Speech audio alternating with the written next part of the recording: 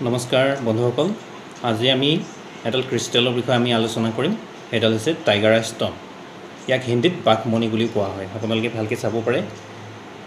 ইয়াত বাঘৰ দৰে ধাৰি পোৱা যায়, বাঘৰ চকুৰ দৰে কিছুমান ধাৰি পোৱা যায়, যাৰ কাৰণে ইয়াক বাঘমণি বুলি কয়। আপোনালোকে ভালকৈ দেখিছে চাগে নিশ্চয়। এই ক্ৰিষ্টেলডাল কোনে ধাৰণ কৰিব পাৰে আৰু কিয় কৰিব লাগে মই এই বিষয়ে আমি ক'ম। যিবিলাক মানুহৰ সাহস আৰু আত্মবিশ্বাস খুব কম থাকে, সেইসকল ব্যক্তিয়ে যদি এই টাইগাৰ আই ষ্ট'ন ধাৰণ কৰে তেওঁলোকৰ কাৰণে বহুতেই ভাল। অৰ্থাৎ সাহস আৰু আত্মবিশ্বাস কিয় প্ৰয়োজন? আমি জীৱনত কিবা এটা কামত আগবাঢ়িবৰ কাৰণে সাহস আৰু আত্মবিশ্বাস থকাটো বহুত প্ৰয়োজন। সাহস আৰু আত্মবিশ্বাস নাথাকে, তেওঁলোকে সদায় বাৰে বাৰে হতাশা আৰু নিৰাশাৰ সন্মুখীন হ'বলগীয়া হয়। আমি এনেকুৱা বহুতেই মানুহ দেখিবলৈ পাওঁ, সদায় আত্মবিশ্বাস আৰু সাহস নথকাৰ কাৰণে বাৰে বাৰে হতাশা আৰু নিৰাশাৰ সন্মুখীন হয়। গতিকে যিবিলাক ব্যক্তিৰ সাহস আৰু আত্মবিশ্বাস কমি থাকে, সেইসকল ব্যক্তিয়ে এই টাইগাৰ আই ষ্ট'ন ধাৰণ কৰিব পাৰে। এইটো ষ্ট'ন হিচাপেও ধাৰণ কৰিব পাৰে, নতুবা ব্ৰেচলেট হিচাপে আপোনালোকে ধাৰণ কৰিব পাৰে।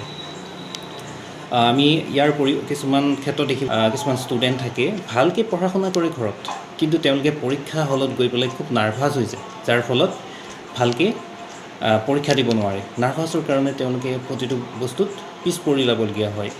গতিকে সেইসকল ব্যক্তিও যদি ষ্টুডেণ্টেও যদি এই টাইগাৰ আই ষ্ট'ন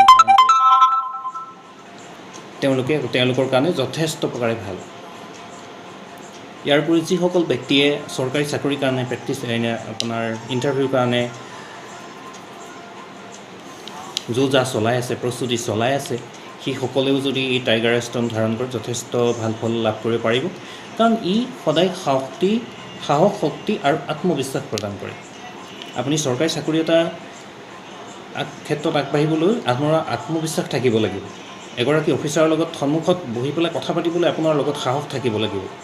কেনেকৈ কথা পাতিব সেই বিষয়ে আপোনাৰ নিৰ্ভীকভাৱে কথা পাতিবলৈ আপোনাৰ সাহস লাগিব। গতিকে এই ক্ষেত্ৰত এই টাইগাৰ আই ষ্ট'নে আপোনাক যথেষ্ট হেল্প কৰিব।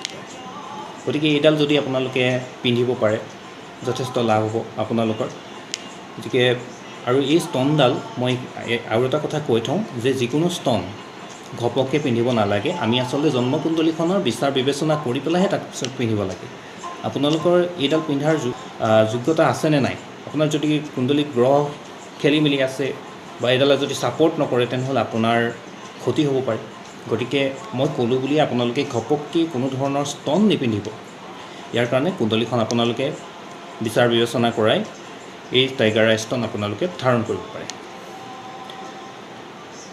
ধন্যবাদ আজিলৈ।